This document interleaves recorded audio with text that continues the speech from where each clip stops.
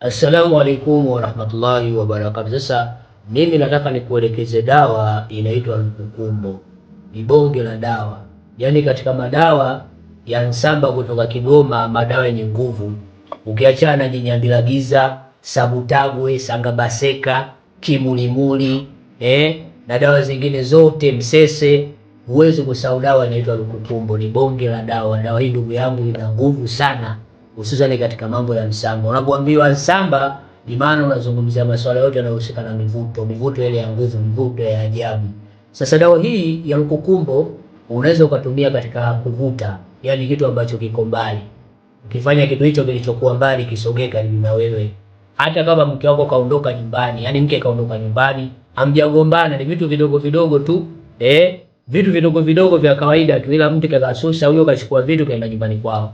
Umejaribu kumbembeleza mke wangu, mwezi wa Ramadhani huu, umeniacha na watoto, Ramadhani hii mimi nitahangaika kupika mwenyewe jamani. Basi njoo nyumbani angalau nisaidie hata kupika iftari mke wangu. Mimi sirudi. Wewe fanyeje? Mwanamke anakurudi. Umeenda mpaka umepiga magoti, mwanaume unalia tena mbele za wazazi wake.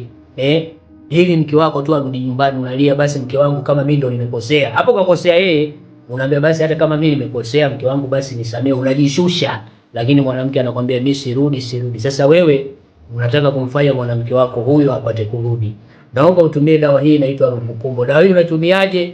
Dawa hii unatumia kwa ajili ya kuchoma, dawa hii unatumia kwa ajili ya kuoga. Kama ni kwenye biashara, basi dawa hii utaitumia kwenye biashara kwa ajili ya kuchoma, kwa ajili ya kuwaita wateja.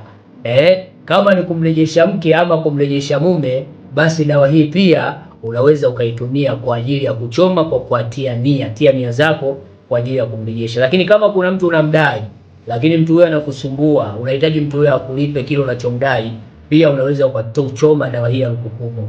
Hii ni mujarab sana ndugu zangu. Mimi ni mujarabati sahihi. Wabillahi tawfiq.